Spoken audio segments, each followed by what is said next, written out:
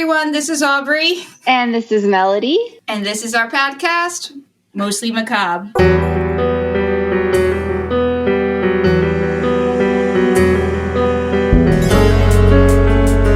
Podcast again?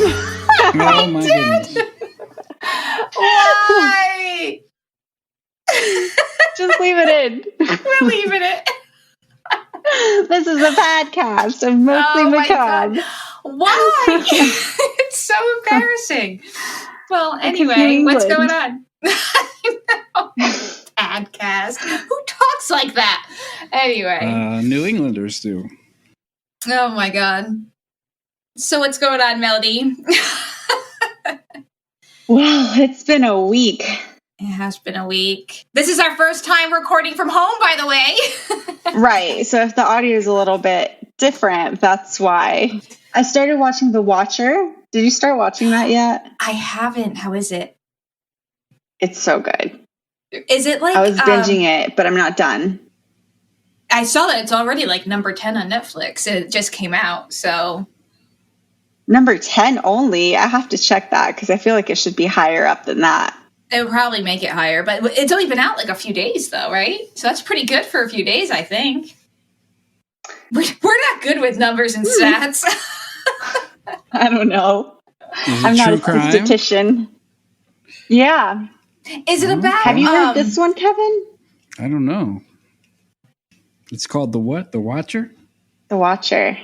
Oof. Is You it know about... this one, Aubrey. I know you know this one. Yeah, it's that story of it's the house and they get the letters. Is that what it's about? Yeah. I thought so. I didn't know if it was something totally different or if it was based on that. No, I haven't finished watching it, but I think that they never find out who it is, right? Like, I don't know. Last time I heard or checked, they still didn't know who it was. I don't think... Yeah, I think we'd remember, but... No, I'm not going to check for new developments and spoil it. I did catch up on friend of the family. I finally caught up on that. And there is another episode. Remember I said there was 4? Now so I guess... I haven't seen the new one. Yeah, there's a new one. Yeah, that's right. I got to catch up, but I binged the first 4. And, do you see how they're making it like they're changing it to make them more likable because they're so not?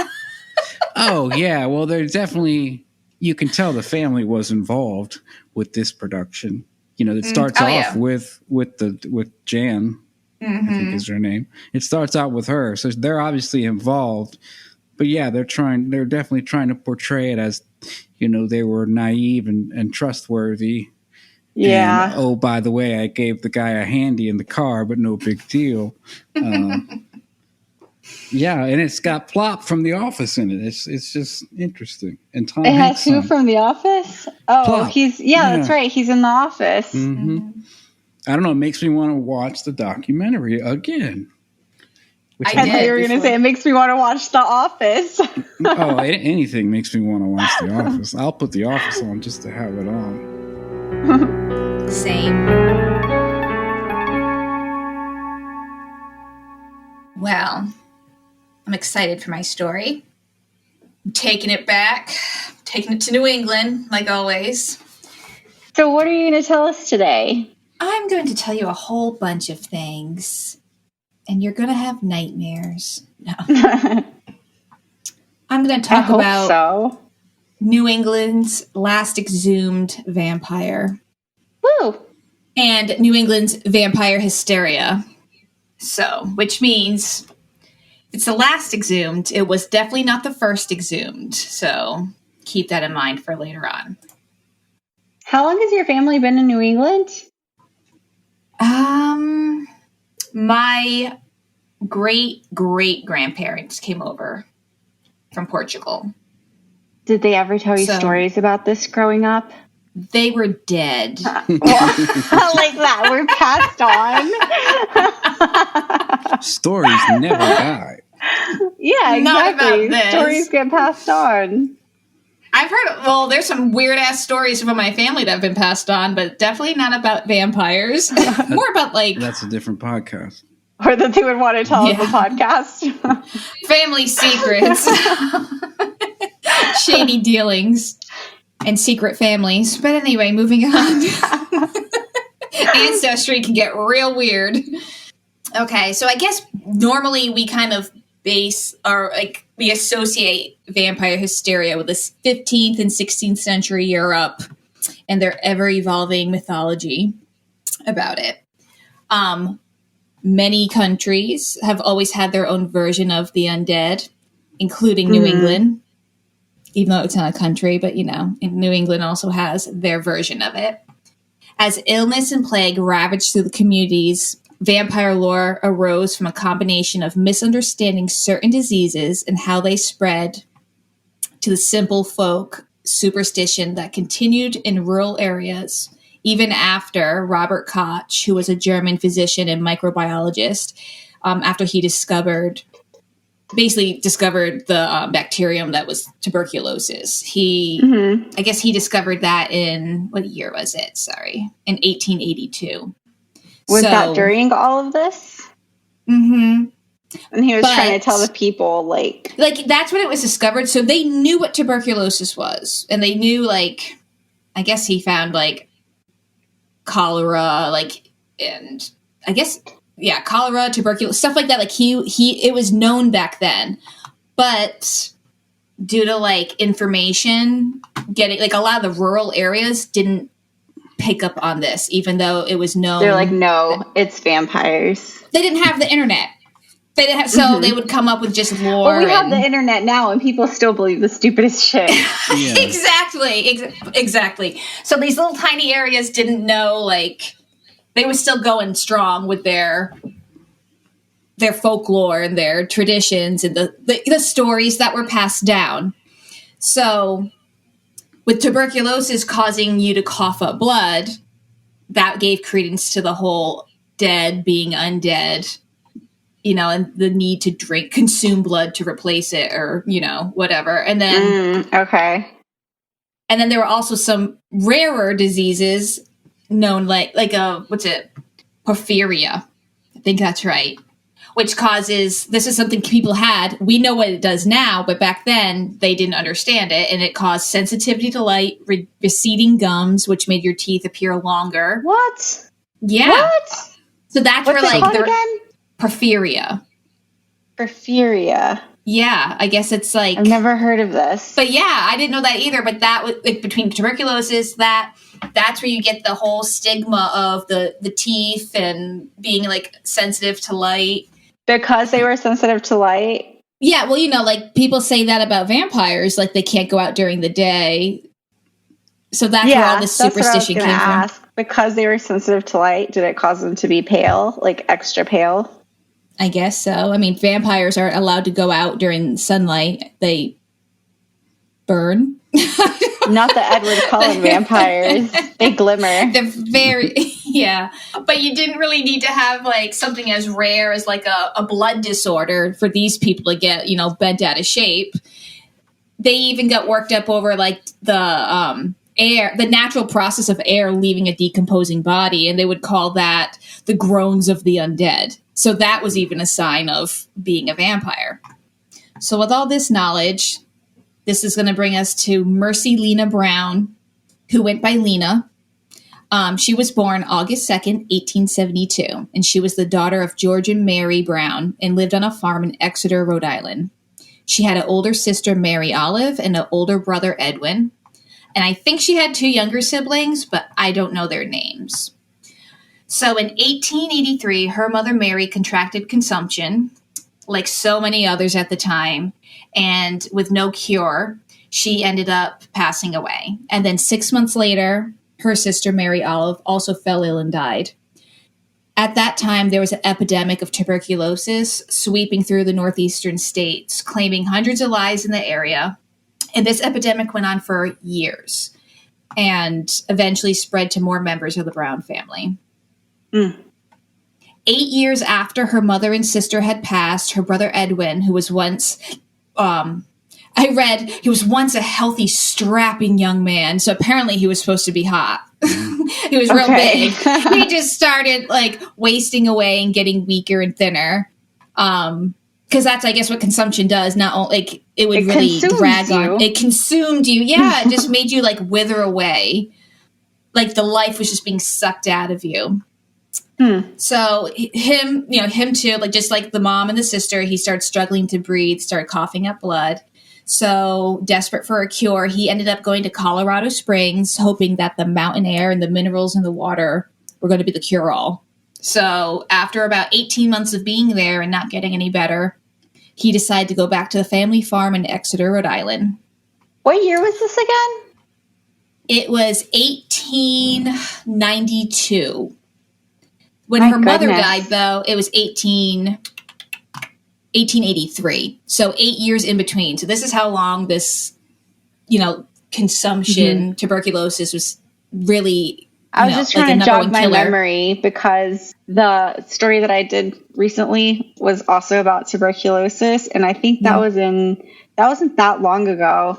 But because your story, they ended up coming up with a cure during that time, and they didn't come up with a cure till the 40s. My goodness. So that entire time, people were still dying from tuberculosis. Oh, my God. Yeah. Yeah. Oh, yeah. It went on for a long time. So after about 18 months, he came back to the family farm, and then while he was struggling to get Bella, you can tell my kids are on my mind in the background. While he was struggling to get better, Lena, who was healthy when he left, got sick and passed away after a few months, and she died on January 19th, 1892. Now, in the 18th and 19th centuries, consumption or tuberculosis was well known and a common cause of death, as we talked about before. But what wasn't understood was how it spread. So as more members of the Brown family died and the doctors unable to explain this sickness, the townspeople started turning to their superstition and their supernatural for explanations, getting all paranoid and worked up like small towns do. An attempt to save Edwin's life and probably their own because they were all freaked out, the vampire hysteria took over Exeter. Now remember, Exeter's population at this time in 1892 was down to 961 from its high of more than 2,500 in 1820. Oh, wow. That's over half the population. Yeah. So it went from being more, like in 1820, it was pretty booming. And then I guess the soil wasn't really that great for farming. Yeah. Plus with sickness taking over and people moving. And there were only 17 people per square mile. That's pretty insane. So it's very rural. So these people are not getting the message that Robert Koch came up with a freaking, what tuberculosis is. These people were not getting it. They didn't have newspapers back then? They had newspapers, but I think it took them a while. I mean, could they read? Maybe the delivery they all guy meet at the church? TV. Well, in Rhode Island, believe it or not many people they weren't super religious. Rhode Island was kind of formed because for freedom of religion. Like they left. Yeah. Like technically, Lena or Mercy's older sister, when she died, in her obituary, it said something about her joining a church, but she had only recently joined a church. A lot of people didn't go to church, or they weren't part of a church, like in Massachusetts. It was very different. That makes a lot of sense, because that's why they made that whole pilgrimage to the States, was for freedom of religion and whatnot. But also, even Rhode Island just being its own state, like, actually, ironically, Bella had some homework and we were looking at like Roger Williams and, like all that, like had questions about him, and he was, I think, like exiled from Mass, and he started like his, colonies, whatever, in Rhode Island or his, group in Rhode Island, because basically they wanted even more freedom of religion. So because of Mass, let's be real, there was no freedom of religion. It's either you believed in God or you got burned at the stake. So anyway, moving on. So the residents started to believe that Edwin's mother or sisters must be the undead and sucking the life out of him from beyond the grave, which naturally meant the cure had to be buried with the bodies. So they would have to dig them up and find out. Now, George Brown did not believe in the vampire theory. He wasn't going for it, but with peer pressure and wanting to put the townspeople at ease, because let's be real, with that small of a town, you kind of have to keep people happy. He eventually, very reluctantly, and probably out of desperation, gave the townspeople permission to exhume the bodies of his family. However, he did require that the medical examiner be there to do an impromptu autopsy. Mm-hmm. And he said he himself would not be there, understandably so. He didn't want to go. He didn't want to see it. It's very upsetting. Yeah, he had some requirements, but he did eventually give in and let them do it. Because he was like, they're not vampires, so and they were probably not going to get off his back until he did. And he knew that. So he was trying to be like, all right, everyone needs to be put at ease and bring the doctor with you. So the doctor and the neighbors went to the Brown family plot in the town's Chestnut Hill Cemetery on March 17th, 1892. First, they dug up Mary and her daughter, Mary Olive. And when they opened the caskets, they found only their bones inside, as it should be, because it had been 8 years. But then it was Lena's turn.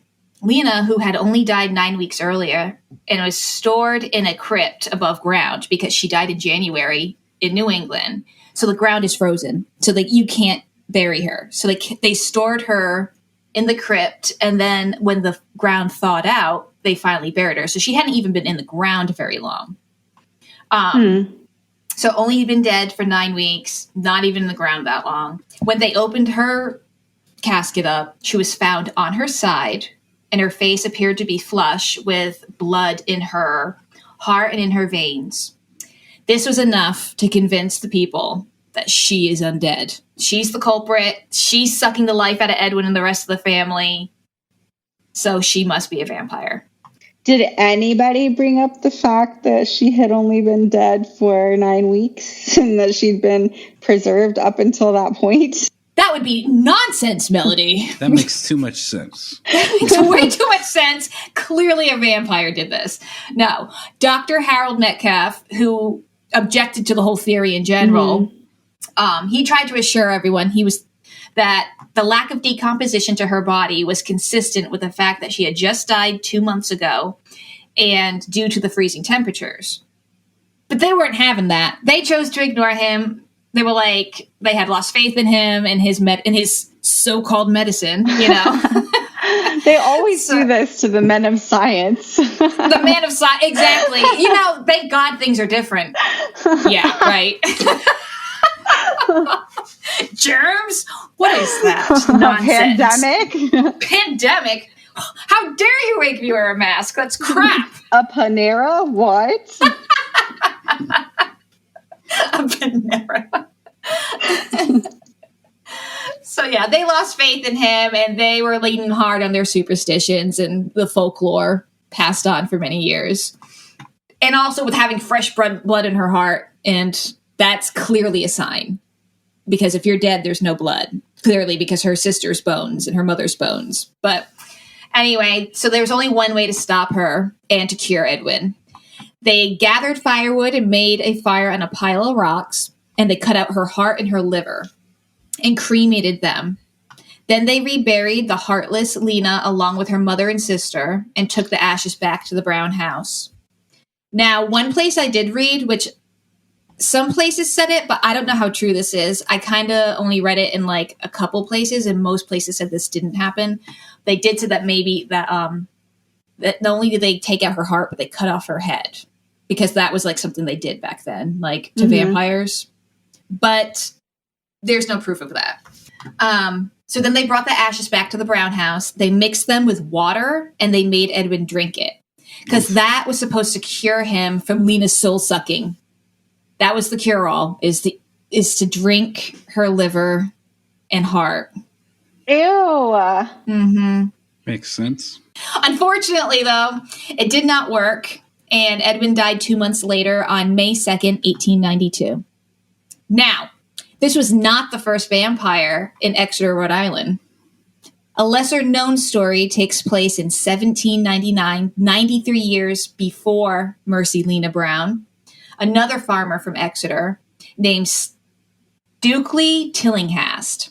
He had a dream one night that all of his trees in his orchard, or half of his trees, depending on where you read, that they all died. When he woke up, he felt the dream was prophetic and wondered what it could mean. So shortly after that dream, he found out what the prophecy was. when his daughter, Sarah, became ill with consumption and passed away. Not long after that, one of Sarah's sisters became ill and telling stories of seeing Sarah in her bedroom at night and said that she was sitting on various parts of her body, causing her pain. So sadly, she also passed away. And then quickly after that, a few more of his children died as well. It's said in some places that 4 more children died, but then in other places said only 4 children total died. So we can go with either one. So did he decide that this is what the dream meant after all of this happened? Because he had this dream and then his kids started dying. So like he was thinking before, he knew it meant, it was like, you know, he woke up feeling like it was a sign of something, but he didn't know if it meant he would have bad crops. Oh, so he was just waiting to see what did this mean? What did this mean? And then his all kids of this started happened. passing away. Yeah, so that's why he, you know, made that connection, which I just think is really sad because if he had like a, you know, I don't know, something about that is just like, it's so eerie. It is really eerie. So Stukely, his wife Honor, and their son Stutley. I don't understand these names, but Stukely and Stutley. Stutley, that's fantastic. Stutley, Stutely, and his dad Stukeley. Swear to God, that's what I found. If I'm wrong, please correct me. Because I've never heard that before. All the Stukleys are going to be writing in. So anyway, they started having visitations from Sarah at night. And after sharing this with their neighbors, they all collectively decided that they had to exhume the bodies of their deceased family members. After exhuming them, they discovered that despite being the first to die, Sarah had the fewest signs of decomposition. Her eyes were open, her hair and nails had appeared to have grown, and she had blood in her heart. This was proof that she must be the one causing the other deaths. And the only way to end that and to her attacks is to cut out her heart and burn it on a rock. I really don't understand what the rock symbolizes, but when I was little and I pretend to be a witch, all my potions were made on a rock. So maybe it's just a Rhode Island thing. I don't know. We might need to hear more about that. My potions? Yeah. Oh, you will, Kevin. Don't you worry. Did you make love potions with butt hairs? Not with butt hairs, but I'm going to try it now. Let's go around collecting those butt hairs. Oh, does it have to be the butt hair of the person that you like? Because it didn't say. It didn't. Alice Tyteller did not specify. I think to get that close, you're already in love. Yeah, sounds like a sure thing. You don't really need that potion. So anyway, after they completed that task, the vision supposedly stopped and Stukely's wife actually recovered. However, their son was too ill and died, becoming the final child to pass. So no kids died after that. It somehow ended it all. So I got curious about where the whole burning the heart and drinking the ashes came from. So I started doing a little digging around. And based on what I could find, it said that New England vampire lore comes from a combination of Northern Germany lore about I'm going to try to say this, it's a German word. So I had to oh, those are tough. Oh yeah. And I even tried to break it down phonetically and I had to listen to all these things. So forgive me. So it's Noxura or after devourers is what that means. I'm saying it with a very American accent. I am so sorry. It's the best I can do. They stay in the ground and chew on their burial shrouds, harming the surviving family members through occult processes. What? And the only Repeat that? What? Okay, so the after devourers is what that term means. The after devourers. That's the translation of that word. That's what the Northern German people call their vampires or their undead. They stay in the ground. They don't come come out like they're undead, but they're not zombies. And a way of when they would dig up their people they suspected to be vampires, they would they'd find their burial shrouds chewed up and shredded. So that would be proof. But this could just be, well, not that they would have known, but it could have just been people that were buried alive, because that used to happen a lot back then. That's a good theory, because what I read was sometimes basically when your body's decomposing, you there's fluids and stuff, and sometimes that will cause the clothes to sag and shred, and it looks like they were chewing on their clothing, but really it's just part of the decomposition process. So they would take that, because they didn't understand the decomposition process, as they must be a vampire gnawing at their clothing. Plus, with decomposition, sometimes a black mucus or goo would come out of their mouth, and they ectoplasm. Ectoplasm. That, I believe, is white. Oh, is it? I'm sorry. I think so. I've never seen it. Is that real? You didn't watch that thing on Netflix? The Surviving Death? They had this whole thing. The first couple stories are real good, but then they got into seances, and it got a little deep into it, and they had this whole thing on ectoplasm. Oh, I love some ectoplasm. Not that I've ever seen it, but it always scares me. And seances and everything. If I wasn't so scared of it, it would be so cool to join one, but I'm too scared. You're doing it. So anyway, the goo that would come out, they would take that as it being blood around the mouth, they were feasting on the blood of, their family members. So the other thing that they believed is that they didn't physically come out of the ground, so they would somehow harm them through occult processes, meaning they just I don't know, ghost version. They kind of we think of vampires. What is it? A projection, perhaps? Something, yeah, just something supernatural is, I guess, how they looked at it. So the only way to stop them would be to exhume the body and stuff the mouth with soil and maybe a stone or a coin for good measure. And it literally said that. A coin? So they would... A coin. Yeah. They said a stone or a coin for good measure. I don't know. I guess maybe to not feel bad. Just shoving things in there. Let me just put some money in there. Then. Sorry. Just to not feel bad. But yeah, so they thought they can't eat their family members if their mouth is full. So that was something they did. Money. And then they thought that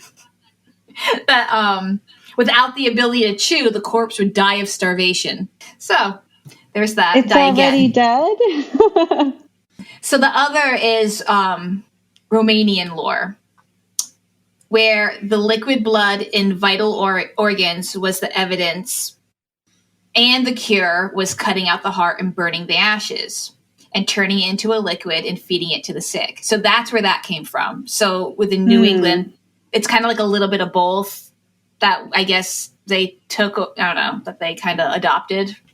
But so that's where it comes from. It doesn't go any deeper than that. I was really trying to be but why? And it didn't tell me. So I guess that's as far as I could go with that. Trying to be proactive, they also took precautions so the dead would not come back. Sometimes they would, they were just in case this one's gonna be a vampire. If they believe that these vampires can harm people while still in their coffin, what is that? What's that going to do? If they're able to, here we go. We're going to be proactive here. Okay, we're going to be proactive. Tell me how they were being proactive. In Slavic culture, people who died under strange or unnatural circumstances were sometimes buried with a wooden stake through their chest and an anchor them to the ground to prevent them from rising from the grave. And I actually recently just was reading an article about they actually found a body not too long ago. I have to look it up. I went to look it up to have it on hand to tell you guys about it. It's recent. They just found one recently from that time, and it had I don't know if the stake was there, but it had the metal bar across it holding it down. Oh wow. Yeah. I love that. Proactively drive a stake through the heart and a metal bar across their chest.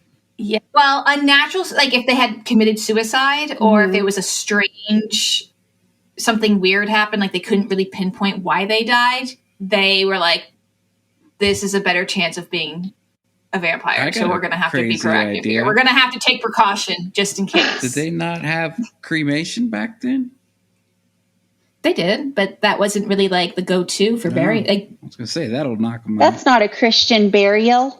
Oh, sorry. That wasn't their. I was raised by They only cremated the parts that they thought would like the heart. That would make them not be the undead. So in Maine and in Plymouth, Mass. I do kind of agree with Kevin a little though, because out of an abundance of precaution, just burn the whole thing. Yeah. But I feel like they felt like that was just desecrating a body. Like, even though they were cutting out a heart, they weren't like destroying the whole thing. They were just being like, we're going to take precautions and organ. Just an organ. Well, depending on where you lived and what we're going to get into that. There's a few other things they did to be proactive. So in Maine and Plymouth, Mass, they would just flip the body face down. If they're laying down, they can't get back up. Is the laziest proactive approach I've heard. I love it. I was like, why didn't they just think of that to begin with? Like, you know what? Everyone's just going to go face down. They're hammering down. These people just like, just flip them over. You'll be fine. I know. I laughed. It's like, and it left it at that. I'm like, okay. Especially for Mass. I thought they'd be way more creative considering. Connecticut, Rhode Island, and Vermont frequently burned the dead's heart and sometimes inhaled the smoke as a cure. Ooh. What? Yeah. They would inhale the smoke as a cure? As they were cremating it, yeah. Apparently that was like another cure besides drinking the ashes, is inhaling the smoke. That kind of contradicts going to Colorado and all of those countries with the good air and the good vibes. Well, that's to cure tuberculosis, not to cure being a vampire. Oh, right. Okay. Totally different. Two different totally things. Different. Come on, Melody, get with it. So another way to prevent the dead from becoming undead was to cut off the head and place the skull and the thigh bones on top of the ribs. Kind of looking like a skull and crossbones. Oh, I've seen that before, yeah. A Jolly Roger. Mm-hmm. That's what it said, and I laughed when I read that. I was like, what's a Jolly Roger? A Jolly Roger. I have no clue. I always call that skull and crossbones. You ever call it a Jolly Roger? I am Googling that right now. It sounds like a sex thing. It's actually called that? I laughed. I was like, I thought Jolly Rancher. Yeah, no, Jolly Roger is like the skull and crossbones? The skull and crossbones, yeah. Oh. Yeah. Float like I've never heard it be called that. To identify a pirate ship or during an attack. Okay, that's another episode. Moving forward. Yeah. I think I had a So few anyway, Jolly they would put the Rogers. skull and the thigh bones across like a skull and crossbones and lay it on top of the chest. Kind of like one that was found in Griswold, Connecticut in 1990. Not 1890, 1990. Oh, that's the year I was born. Thanks for making us feel old. No, we just get quiet for a second. Oh, no. It's only a couple years. I'm 87. Yeah, that's not that long before me. No. So this was thought to be what they did in the 1854 in a neighboring Jewett City, Connecticut. Apparently there was like a big outbreak or hysteria. So in Connecticut, there was a whole nother like hysteria of vampire lore or whatever. And they actually were digging up these bodies, and that's what they did to them. They cut off the heads and they did that whole like thing. And that's how they would get rid of them being a vampire or being the undead. And then they would also put rocks on top of the coffin to try and keep it from weigh it down. Mm-hmm. So that was something they did.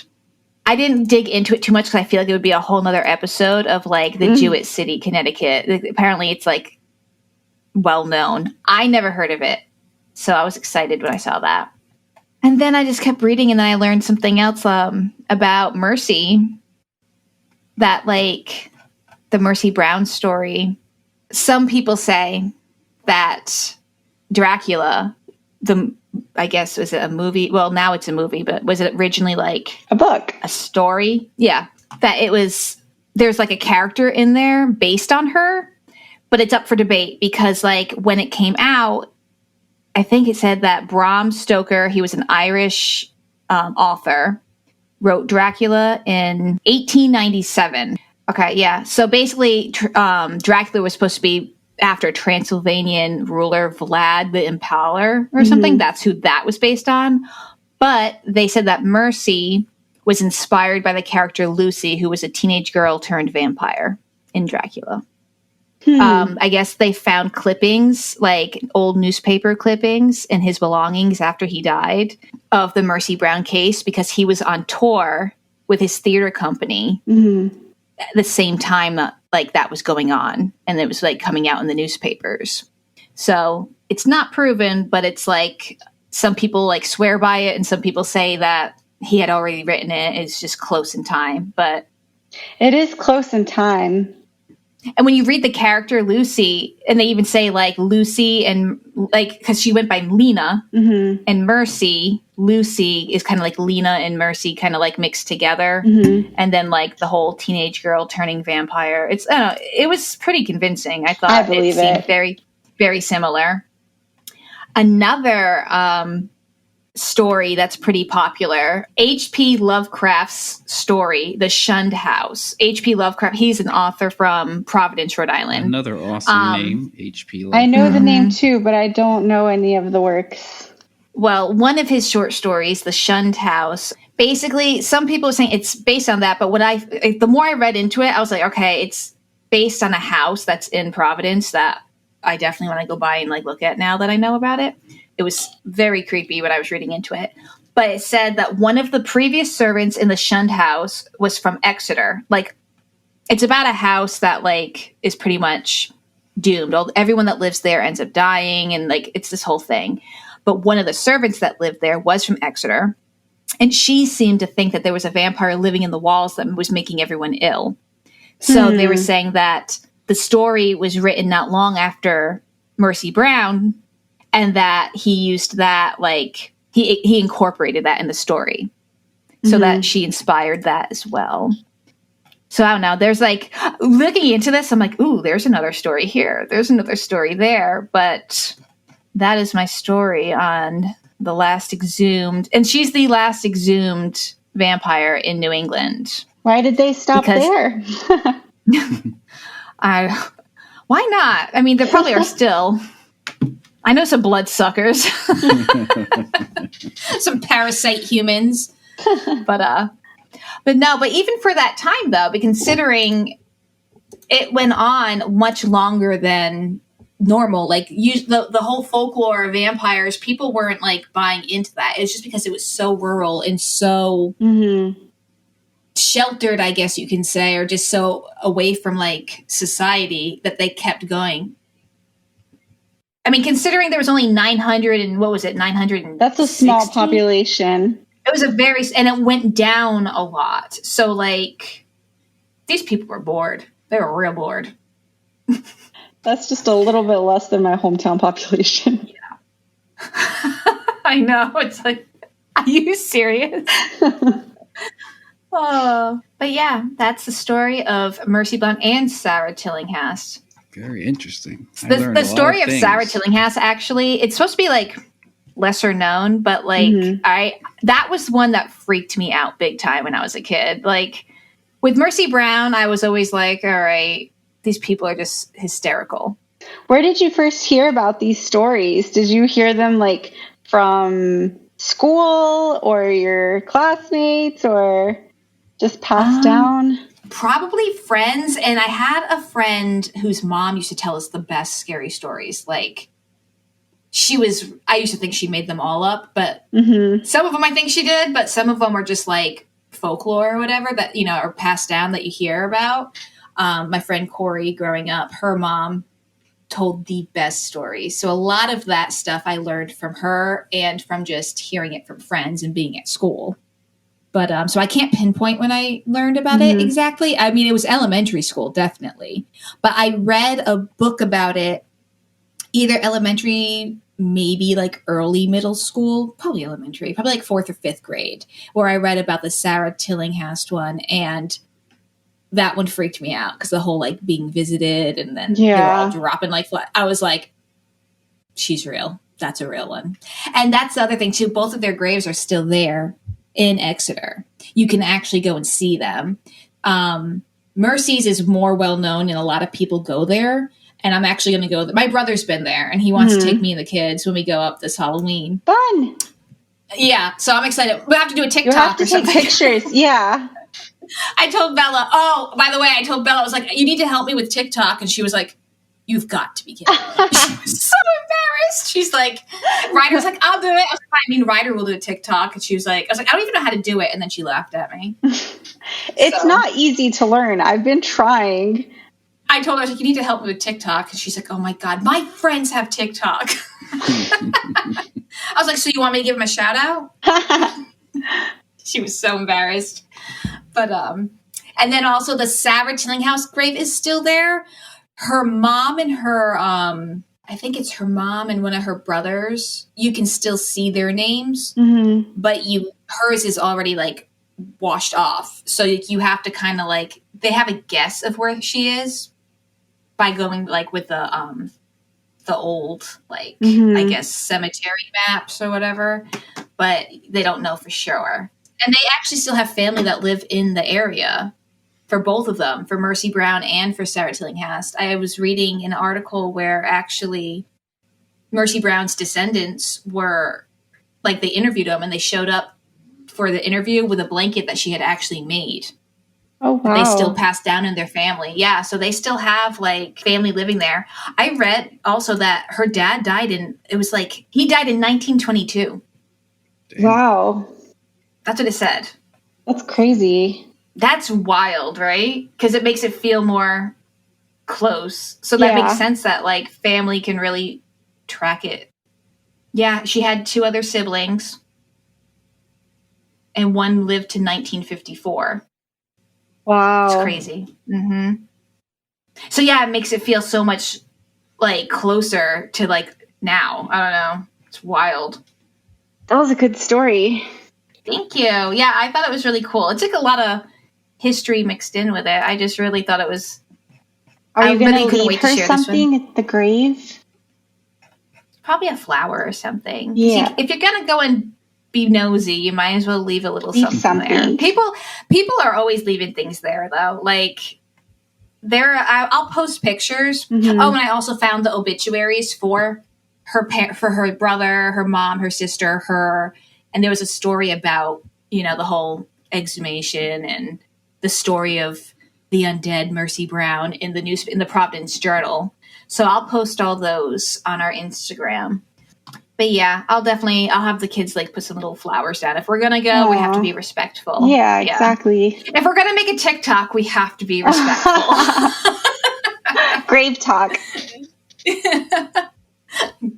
So that's my story. I love that one. I thought that was very Halloween-y. It is. It's just in time for spooky season. And I love that you did a witch and I did a vampire. Like, we did classic Halloween. Yeah.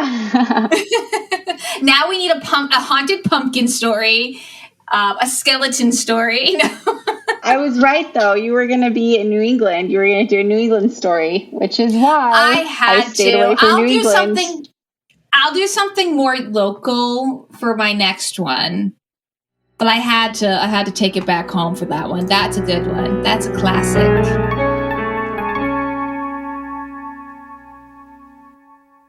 Well, thank you for coming back, everybody. Tell all your friends and family to listen, rate, review, but only if it's a good one. And if you have any stories you want to share with us, you can write into our mostlymacabrepod@gmail.com.